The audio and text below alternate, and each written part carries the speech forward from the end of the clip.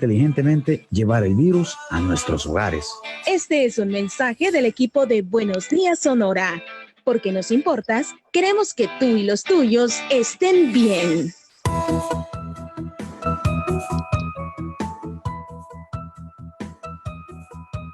Llegamos a las 7 de la mañana en punto. Es momento de nuestro segmento de la entrevista. Vamos a conversar con Eduardo Escobar. Ya lo tenemos vía Zoom. Muy buenos días, Eduardo. Muy buenos días, un gusto. Saludos. Buenos días, Eduardo. ¿Qué tal? ¿Cómo le ha ido ahí? Bueno, estamos en un contexto donde todos los días hay algo de qué hablar. ¿Cómo le ha ido, Eduardo? Bueno, aquí en cuarentena, ¿verdad? Siempre guardando las medidas necesarias para evitar contagios. Así es, Eduardo, hemos visto y quizás nos gustaría analizar un poco temas de coyuntura nacional. Usted estaba escuchando parte de las opiniones de la población respecto a esta nueva iniciativa que ha presentado el Ejecutivo de una cuarentena y restricción de movilidad. Desde su punto de vista, en el momento en el que nos encontramos, ¿sería adecuado? Bueno, creo que aquí habría que valorar varias situaciones. Por un lado, el tema del incremento de contagios, algo que, si se quiere, era esperable. O sea, esa ilusión de que no se iban a dar contagios, creo que era falsa. Pues, o sea, al final siempre se iba a llegar al punto de poner en tensión al sistema hospitalario, al sistema de salud pública con los contagios. O sea, eso ha pasado en todos los países, o sea, ha llegado a un punto de que se ha visto un poco complicado el sistema de salud. Y en esa medida lo que se espera es que la habilitación de la primera etapa del Hospital Citgo pueda ayudar un poco a evitar esa saturación en el sistema de salud. Entonces, ahí está una realidad. Tenemos contagios y un sistema de salud que está queriendo de alguna manera poder absorber a la cantidad de personas que se pueden contagiar. Pero también tenemos por el otro lado el hecho de que venimos de una cuarentena de cerca de 80 días y que si bien ha tenido efectos positivos en la cantidad de contagios, pero que también se puede cuestionar su efectividad en cuanto a evitar el contagio. Y aquí creo que es necesario poner ejemplos de que no es cierto que la cuarentena absoluta nos va a preservar de contagios. Veamos los casos del asilo Sara y del Centro de Atención de Menores, que son personas que han estado precisamente confinadas y han tenido contagios. Entonces, es, digamos, el otro escenario.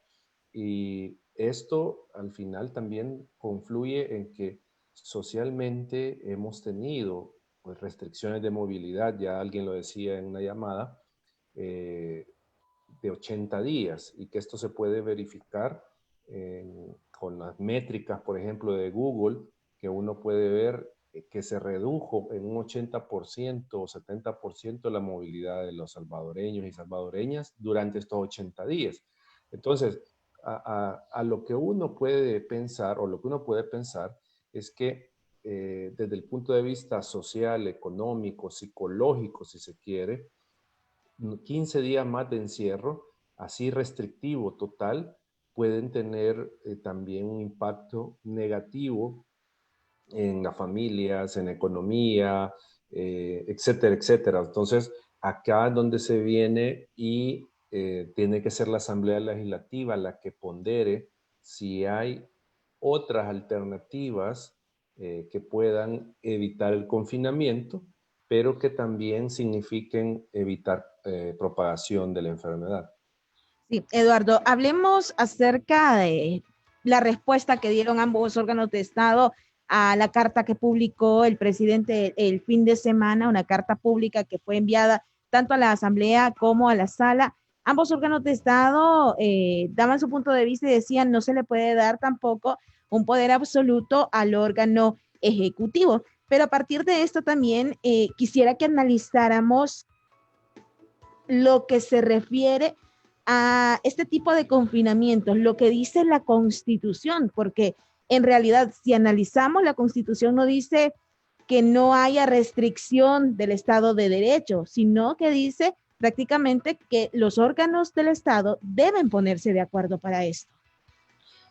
Bueno, en esencia lo que la sala señaló y a partir de eso la respuesta de cada órgano de Estado era que básicamente una restricción de derechos que se puede hacer en el Estado, en un Estado se puede hacer una restricción de derechos, pero esta debe de hacerse bajo, en primer lugar, el procedimiento establecido y, en segundo lugar, por el órgano competente.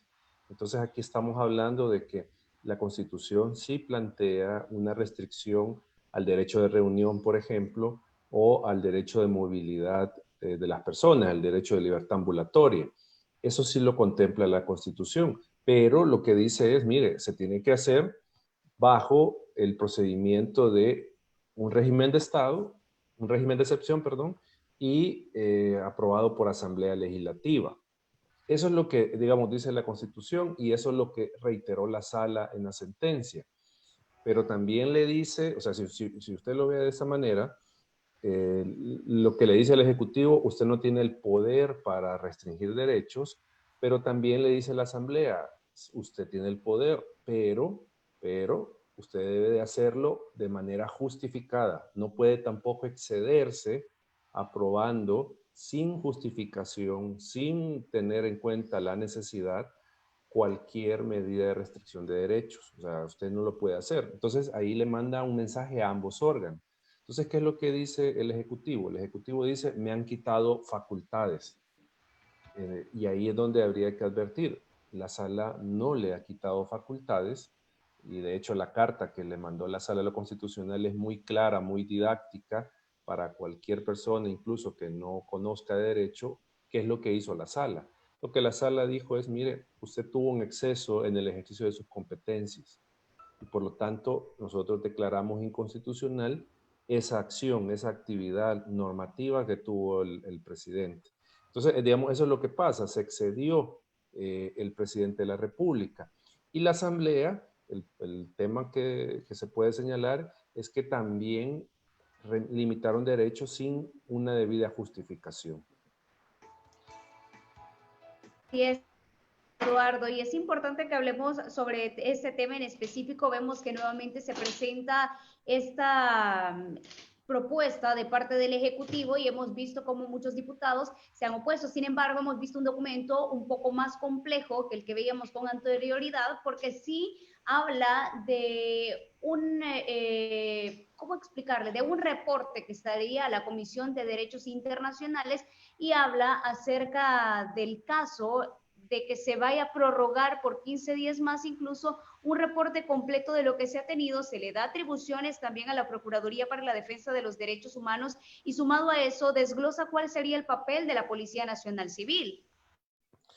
Bueno, algunas de las cosas que ahí se plantean, si uno revisa esta iniciativa, ya estaban contempladas en anteriores decretos ejecutivos, legislativos de restricción de derechos, o sea, ya lo tenían.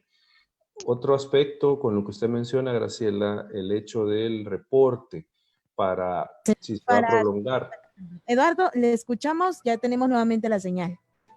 Perdón, lo que les mencionaba era que, bueno, este documento, digamos, tiene dos partes. Uno, la propuesta, la pieza de correspondencia que implica una propuesta de ley y una parte de exposición de motivos, por decirlo de esa manera. Tiene dos partes este documento. Con lo que decía Graciela, hay en esta parte del documento, lo que es la que sería la ley, el tema de rendir informe. Pero digamos, esto ya lo establece la Constitución, o sea, que se debe de informar y justificar de nuevo si se va a pedir una prórroga del estado de excepción. O sea, ya lo tiene la Constitución. Lo que pasaba es que en las anteriores ocasiones el informe era muy deficiente, pues al final. Y otro de los aspectos que regula ya lo teníamos previamente en otros decretos ejecutivos y en la otra ley que hizo la Asamblea. Hay unas partes que son literalmente calcadas de esos anteriores decretos. Ahora, creo que lo importante también es señalar que en este nuevo decreto lo que se nota, bueno, son varios aspectos, pero uno que llama la atención es que mantiene el gobierno la visión punitiva sobre la cuarentena. O sea, es decir, que se va a aplicar cuarentena como una sanción y esa visión la mantiene este nuevo decreto. Porque al final, si a usted lo detienen por incumplir la cuarentena, es la autoridad de salud la que va a valorar si lo envía a su vivienda o lo mete a un centro de contención.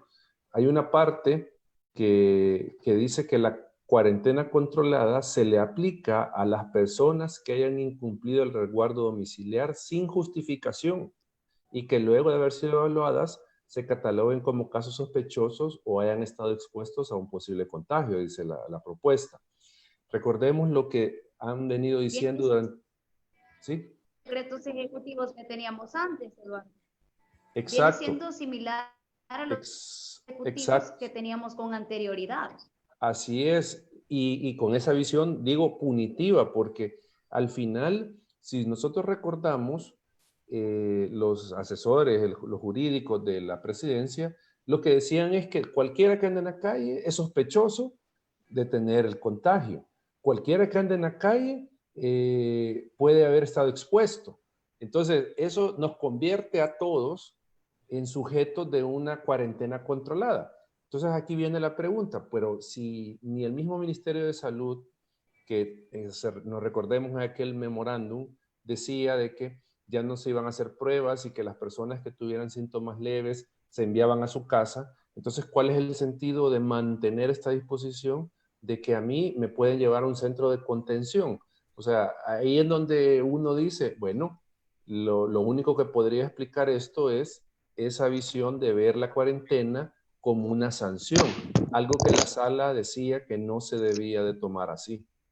Sí, pero en este caso, Eduardo, y creo que también está el otro tema, que es que tanto los salvadoreños somos capaces, por decirlo así también, de acatar una ley que no tenga ningún tipo de sanción.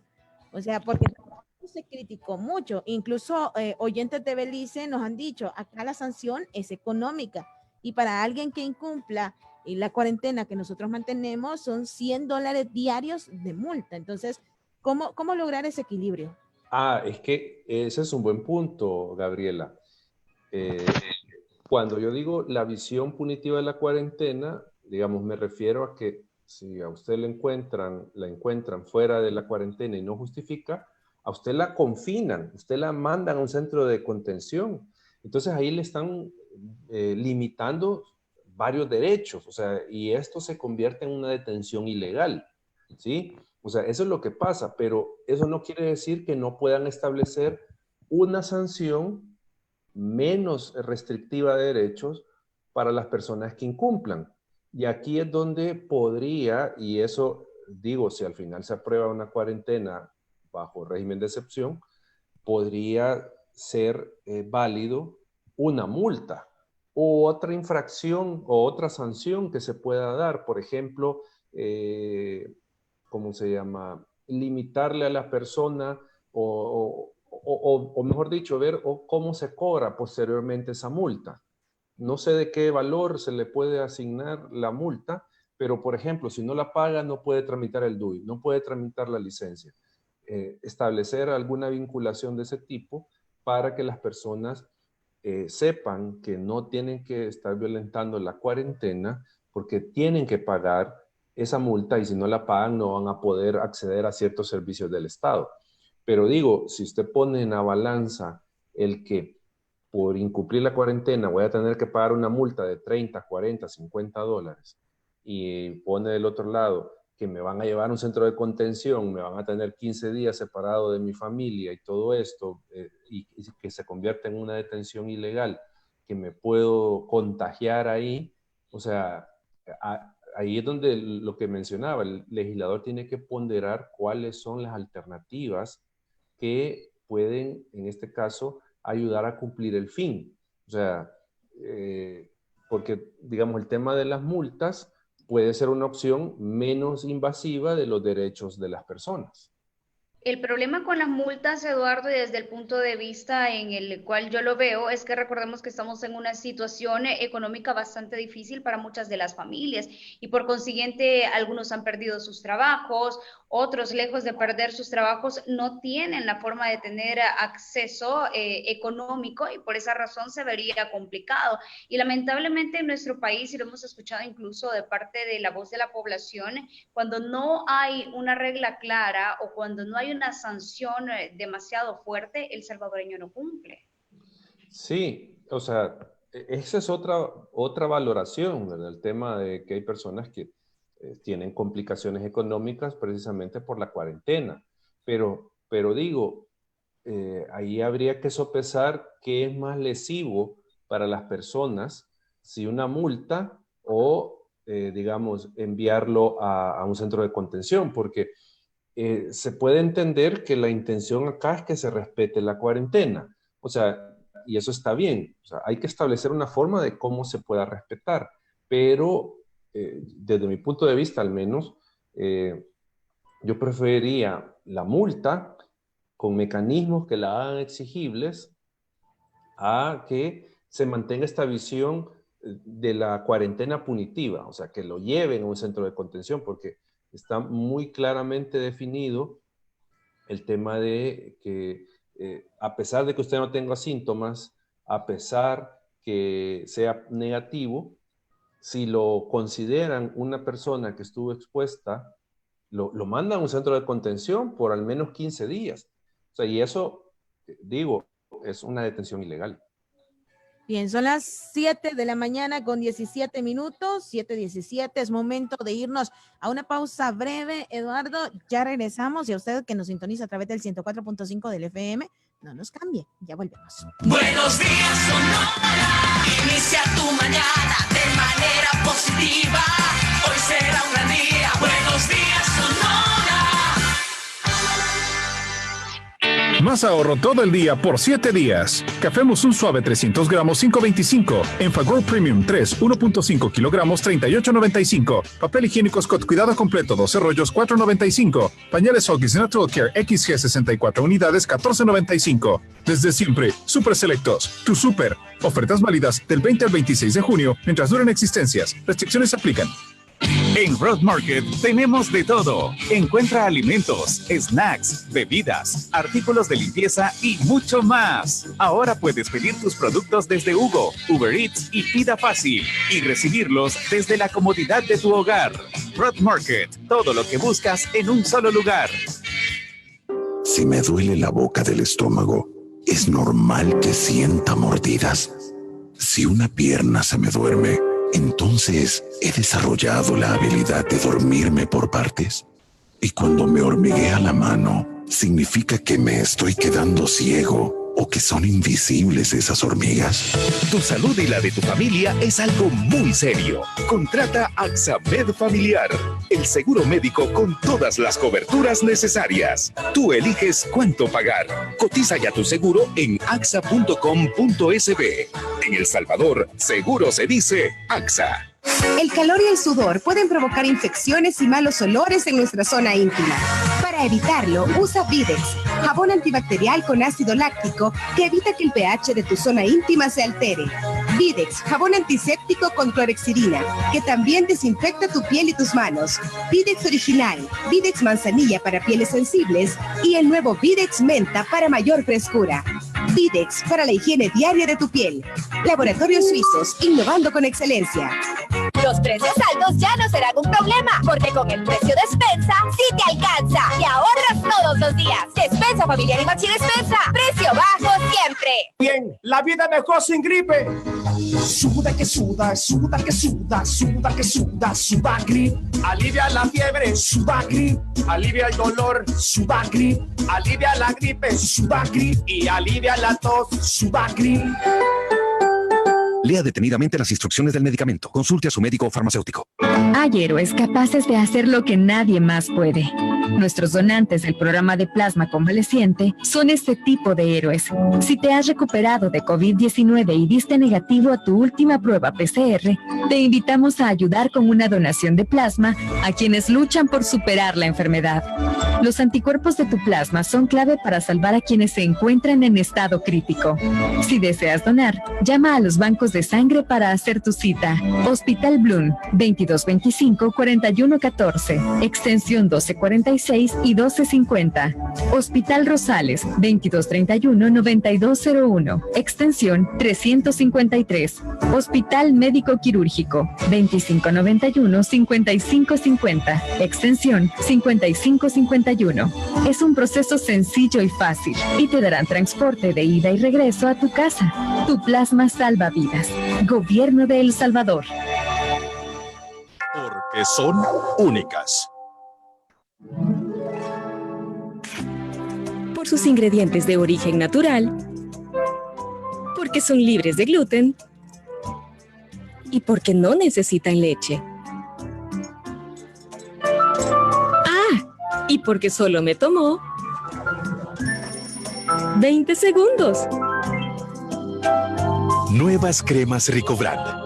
Únicas en cada porqué. Astenomax es un energizante que contiene aminoácidos, minerales y complejo B que te ayudarán a mantenerte lleno de energía para todo el día. Menos cansancio, más energía. Encuéntralo en tu farmacia favorita. Astenomax, un producto de Laboratorios Pile.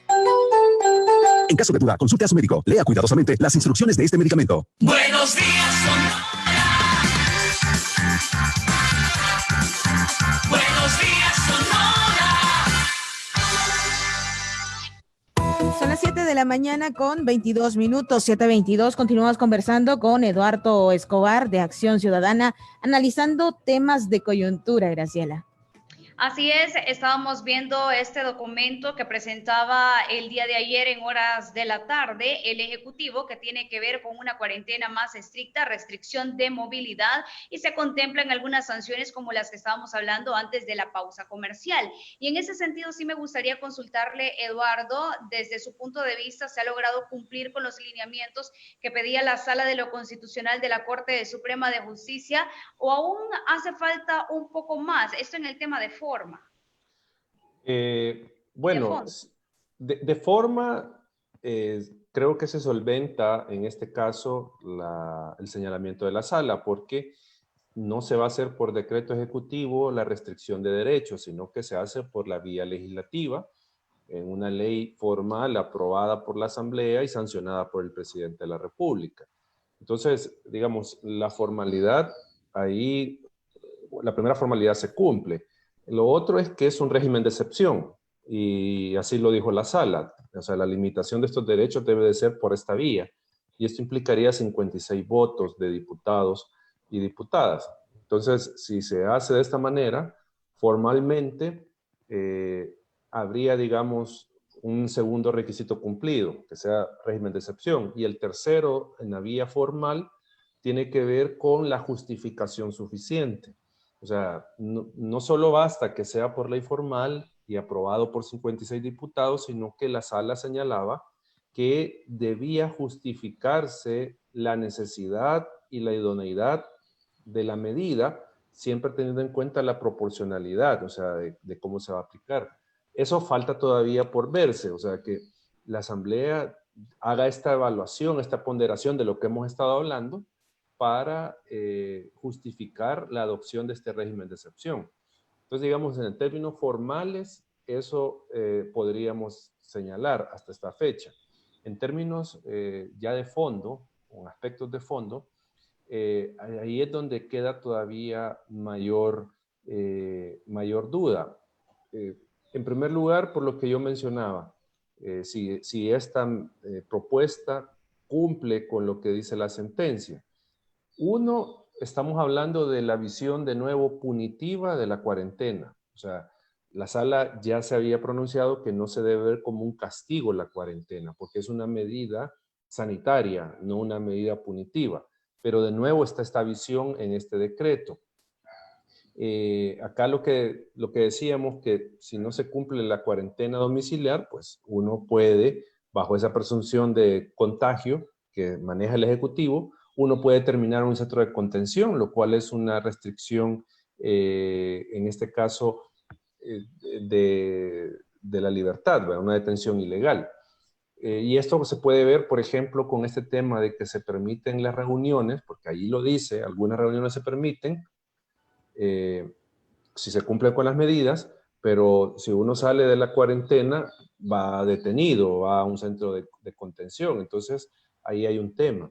Lo otro es que este decreto que se ha presentado, esta propuesta, limita otros derechos.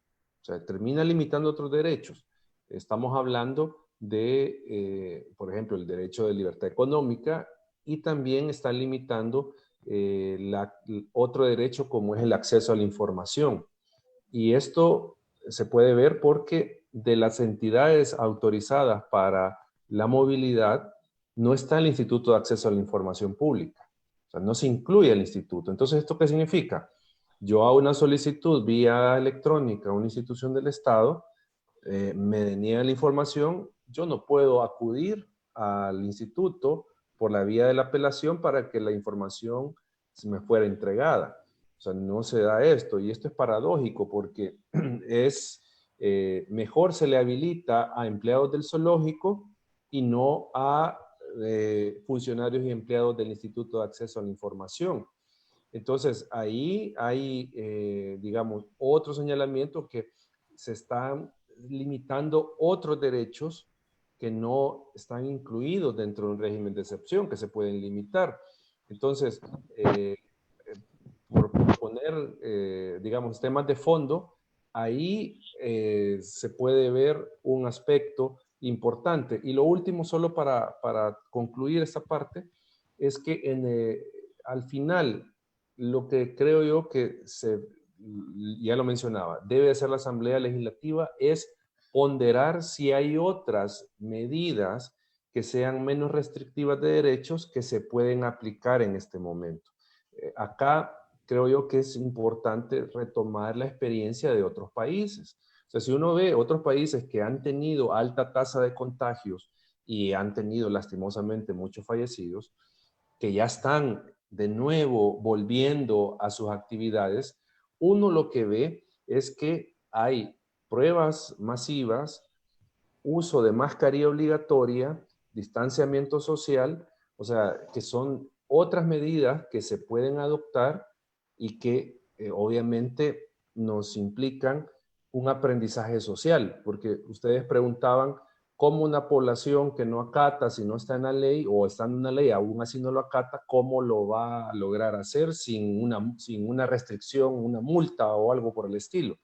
Y aquí es donde en lo que se está empleando en varios países la responsabilidad personal, es decir, de cumplir con las medidas de cuarentena, con las medidas sanitarias de distanciamiento social para evitar contagios, porque como sociedad va a ser muy difícil mantener parada la economía, parado todas las actividades durante otros 15 días más, y que luego van a ser otros 15 días más, que eso es lo que el gobierno aspira, de seguro. No solo como sociedad, Eduardo, porque ya con la presentación de este nuevo documento que han entregado ayer a la Asamblea Legislativa los miembros del gobierno, los miembros del Ejecutivo, también es muy posible que volvamos a esa misma rueda de caballitos, al hecho de continuar viendo diversos enfrentamientos, diversos roces entre el Ejecutivo y el Legislativo al no lograrse un acuerdo. Sí, eso es lo que algunos han mencionado, que estamos viviendo dos emergencias, ¿verdad? Y que en un momento teníamos tres. Uno, el COVID, otro, la tormenta tropical, con todo lo que nos afectó, y tercero, la crisis institucional, la emergencia institucional, que está, que está configurado ahí, el tema del enfrentamiento entre Asamblea Legislativa, Sala de lo Constitucional, órgano ejecutivo. O sea, y esto vamos a ver cómo se desarrolla esta relación entre órganos y esta tensión que hay con esta propuesta del Ejecutivo. Porque, digo, ya uno puede advertir que en la propuesta del Ejecutivo, no sé si adrede, no sé si por desconocimiento, no sé, pero hay elementos que van a ser, sin duda, causa de polémica en la Asamblea Legislativa a la hora de discutir esta propuesta. Y que lo más probable es que no se aprueben así como lo ha mandado el Ejecutivo. Y entonces esto lo que va a generar es que el Ejecutivo diga, no, mire, ustedes no quieren salvar vidas de los salvadoreños, porque de hecho ayer el asesor legal decía eso, de que si no se aprueba es culpa de la Asamblea. O sea, las muertes que vengan es culpa de la Asamblea. Entonces, lo que de seguro va a pasar es que en algunos de estos puntos no va a haber consenso y se va a modificar, no tal cual lo ha presentado el Ejecutivo. Entonces el presidente va a decir, no, esta ley yo la veto y las muertes que hayan son culpa de los legisladores. O sea, podemos volver a ese punto de esa tensión, de esos señalamientos, precisamente por esta propuesta de ley. Pero hay que tener claro que el origen sería que esta propuesta todavía tiene inconstitucionalidades en su texto.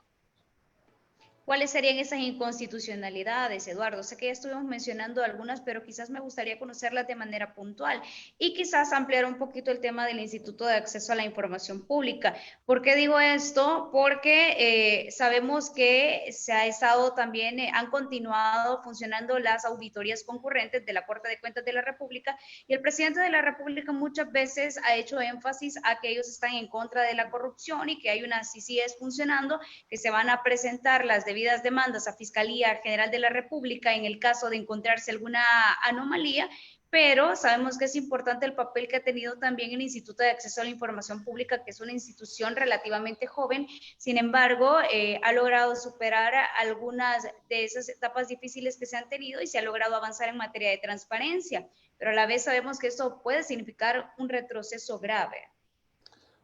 Bueno, yo creo que, digamos, los problemas de constitucionalidad es de que uno puede plantear que hay medidas alternativas que se podrían tomar.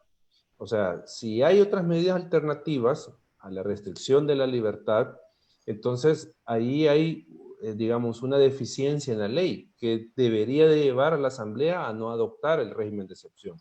Y es lo que decíamos, distanciamiento social, uso de mascarilla obligatoria, todas estas medidas que se han adoptado y que ya estamos viendo en otros países.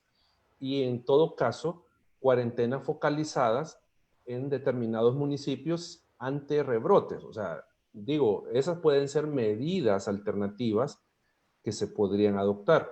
Entonces, si la Asamblea determina que existen otras alternativas a la cuarentena, entonces ahí hay un problema con el proyecto de ley del Ejecutivo. Lo otro que yo quiero insistir en esto, aunque suene repetitivo, pero de nuevo está el tema de la cuarentena como sinónimo de castigo y detención ilegal. Eso está ahí de nuevo, o sea, no se ha erradicado ese problema. Lo otro es que se suspenden derechos, lo que mencionaba, el derecho de acceso a la información, que ya voy a ampliar un poco sobre eso. Hay otro tema, el proyecto de ley lleva, y aquí creo que hay un error de apreciación, que esto se podría hacer por vía del Código de Salud y no por vía de régimen de excepción, con el tema de la residencia. O sea, lo que dice la Constitución es que se puede suspender este derecho, que yo puedo cambiar, o sea, aún contra mi voluntad, de residencia, de domicilio. Y en este caso, como digo, creo que es un error de apreciación que ha hecho el Ejecutivo, que está solicitando que se suspenda este derecho. Pero habría que entender que el tema que plantea la Constitución es de un cambio de domicilio permanente o temporal, pero porque yo quiero, o sea, porque tengo el ánimo de cambiar o no tengo el ánimo de cambiar del domicilio. Y en este caso, el hecho de que yo sea positivo y que me tenga que trasladar a un hospital no significa cambio de domicilio. O sea, es otra figura la que se está aplicando, porque ahí es recibir la asistencia médica. No se habla de cambiar de domicilio. Entonces, digamos, esa es otra de las razones que se pueden argumentar que implican problemas de constitucionalidad en este decreto. Y con el tema del instituto, como decía, lo que pasa acá es que pese a lo que diga el Ejecutivo de que están en favor de la transparencia y todo esto, ya comenzamos a ver un par de casos ahí de compras irregulares, o sea, eso es lo menos que se puede decir, a una irregularidad, que pueden al final configurar casos de corrupción en el gobierno ya, con la atención a la pandemia. Entonces, en esa medida es cuando se debería tener en completo funcionamiento el sistema de transparencia. Y parte Pero del sistema... entonces, Eduardo, el papel de la Corte de Cuentas de la República, porque también es un ente contralor. O sea, digamos, eso es la facultad que tiene la Corte de Cuentas de auditar. Eso lo debe de ejercer independientemente esté la Fiscalía, esté la Corte Suprema, esté el Instituto funcionando. O sea, digamos, esa es una labor que se debe de hacer. Pero en términos de transparencia, que digamos, es diferente a la auditoría. O sea, la auditoría gubernamental, pues es verificar cómo se manejaron los fondos. Pero el tema de transparencia, que es en este caso hacer público, hacer del conocimiento de la sociedad algunos de los datos del manejo de la pandemia, porque aquí no solo es tema de dinero, sino que las decisiones que se han tomado, etcétera, etcétera, eso sí es, digamos, ámbito de la transparencia, el ámbito de conocer información, el ámbito de rendición de cuentas hacia la ciudadanía. Entonces, en esa medida es que este proyecto, al no tener contemplado que puedan operar los integrantes, empleados, en general servidores públicos del Instituto de Acceso a la Información, lo que genera al final es que no tengamos la posibilidad de conocer en tiempo y en forma cierta información. O sea, porque como ponía el ejemplo hace un momento, pido información de la construcción del hospital, lo más probable es que me van a decir que por la emergencia y por la situación no me pueden entregar la información. O me pueden decir, no, mire, no existe información. Y entonces yo como ciudadano, ¿a quién puedo acudir? O sea, el procedimiento lo que me marca es que es el instituto el que va a conocer de este caso. Pero si ellos no están laborando, no están circulando, ¿cómo puedo yo al final tener acceso a que se me reconozca el derecho? Entonces, ahí hay un tema que tiene que tratar con sumo cuidado la Asamblea Legislativa. Además de esta situación con el Instituto de Acceso a la Información Pública, es de mencionar que la Comisión de Hacienda ya emitió pues dictamen donde se reformó el decreto legislativo 608 y se creó el Comité de Seguimiento y Veeduría Ciudadana del Fondo de Emergencia y Recuperación Económica. Este comité estará integrado por la Fundación Nacional para el Desarrollo, el Instituto Centroamericano de Estudios Fiscales, la Universidad de El Salvador, la Universidad Francisco Gavidia y la Asociación de Auditores Independientes de El Salvador. Esto viene a sumarse al trabajo que realiza incluso las ICIES. Esto viene a sumarse al trabajo de transparencia que se le quiere dar al uso de estos fondos, Eduardo. ¿Cómo se analiza todo esto? Sí, o sea, esa es una medida, una herramienta que puede ayudar. Obviamente habría que ver al final en qué términos esta instancia que se crea puede revelar información y en qué momento lo puede hacer. O sea, porque también puede llegar a un punto de que se va a informar a la ciudadanía hasta cierto momento de lo que ha decidido este comité, ¿verdad? O sea, eso habría que verlo. Es lo que se supone que van a estar emitiendo. ¿Cómo dice? Es un informe mensual el que se ha dicho que se va a estar emitiendo. Sí, entonces ahí obviamente, como digo, es un mecanismo que ayuda, pero no podemos ver que es, o no podemos decir que eso es, digamos, la totalidad de lo que se puede tener como mecanismos de control hacia el Ejecutivo, hacia el uso de los fondos. O sea, y lo digo ¿por qué? Porque si se aprueba tal cual está el proyecto, significaría que incluso la prensa va a tener limitado acceso a datos, por ejemplo, de cómo va evolucionando las compras públicas, de cómo se están dando el uso de los fondos. O sea, por eso digo, si bien esta herramienta es importante, pero debe de garantizarse a la sociedad en general otras fuentes de información, otras fuentes de cómo acceder a los datos que se están generando por parte de las entidades gubernamentales en el manejo de la pandemia. Entonces, digo, para tener un sistema completo, o sea, tenemos Corte de Cuentas auditando, podemos tener una CICIES que está investigando algo, podemos tener a este comité que también está monitoreando, pero también podemos tener a la prensa, a la sociedad en general y a otras organizaciones que estén monitoreando el trabajo que se está haciendo, o sea, como una forma de control social. O sea, no son excluyentes, eso, digamos, eso es lo que quería decir, no son excluyentes, y por lo tanto, digo, la Asamblea debe valorar este tema del Instituto de Acceso a la Información. Otra de las cosas es cómo se va a hacer para que se marque un precedente. Usted mencionaba el caso del expresidente del FONAES, Coqui Aguilar, se separó del cargo, incluso el partido Nuevas Ideas tomó la decisión de que ya no corriera su precandidatura, iba para alcalde de Santa Tecla. Entonces, ¿cómo marcar un precedente y qué papel debería de jugar también la Fiscalía General de la República en todo esto, Eduardo?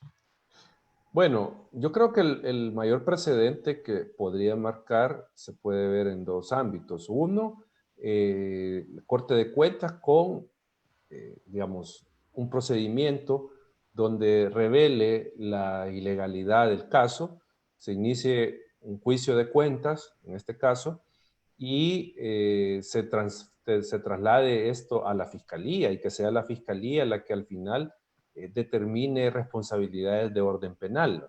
Pero, digamos, en el orden administrativo de manejo de fondos, la Corte es la que debe sentar un precedente. También esperaríamos que el Tribunal de Ética haga lo propio, que sabemos está llevando adelante un proceso por este caso. Entonces, así se puede sentar precedente. Ahora veamos las modificaciones que se han hecho a las atribuciones del comité, Eduardo, porque sí me gustaría hacer énfasis en esto. Recordemos que en un primer momento se hablaban de un grupo de personas que iban a poder ver la forma en la cual se administraban los recursos, pero no solamente ver cómo se administraban los recursos, sino también poder deducir cómo el Ejecutivo debería de gastar esos recursos. Sin embargo, ahora sufre una modificación y únicamente pasan a formar un ente contralor. Y es a partir de eso que se trata también el tema de no rendir informe del patrimonio que cada uno de estos nuevos grupos que van a formar el comité no van a presentar obviamente sus declaraciones patrimoniales. Sí me gustaría ver esos cambios y qué tan favorables serían, Eduardo. Bueno, si no van a rendir declaración de probidad, obviamente se deriva de que no van a tener un manejo directo de fondos o tener alguna incidencia sobre cómo se manejan, ni tampoco sobre las decisiones que se tomen. O sea, entonces, digamos, si no van a tener esa labor, pues es entendible que no rindan su declaración de patrimonio, pues porque al final será una entidad de sociedad civil que se encargue de que sea una visoría, o sea, una visoría de cómo se están haciendo las cosas sin decidir sobre las decisiones que se vayan a adoptar. Porque antes sí era, como usted bien lo dice, que iban a tener la facultad de decisión sobre el manejo de fondos, etcétera, etcétera. Pero acá no tienen ese nivel de involucramiento. A mí me parece bien que se mantenga como una entidad que pueda fiscalizar, que pueda auditar, que pueda estar pendiente, que pueda hacer una visoría, como mencionaba hace un momento, de cómo se están ejecutando ajustando los fondos. Eso me parece bien que se haga. Y obviamente está en consonancia con la Constitución, porque también al crear una entidad que iba a decidir, se estaba de alguna manera generando una especie de cogobierno, o sea, y ahí es donde podría haber entrado, y de hecho varios señalaron esto, en una confrontación con la Constitución, porque invadía competencias del Ejecutivo e incluso de la Corte de Cuentas. O sea, había una serie de situaciones que podían al final tener un efecto de inconstitucionalidad en la labor de este comité. Mientras que ahora es un comité, sí, creado por ley, pero que en este caso no va a tener una participación en la toma de decisiones. O sea, y entonces ahí se le resta este problema que se había advertido. Eduardo, para ir finalizando, ¿cuáles son entonces los escenarios que nos esperan, que podrían suceder en los próximos días respecto a todo lo que hemos hablado? Porque una cosa va ligada a la otra. O sea, el tema de la emergencia va ligado con el tema de la transparencia. El tema de la transparencia va ligado con el tema, pues, de cómo se va a observar que se utilice bien estos recursos.